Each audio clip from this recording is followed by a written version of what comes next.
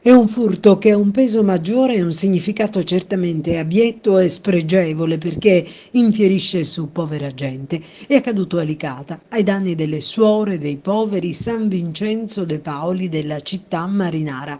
Il bottino è stato di 8.500 euro, trafugati dall'interno di un comodino e custoditi da una suora nella sua stanzetta.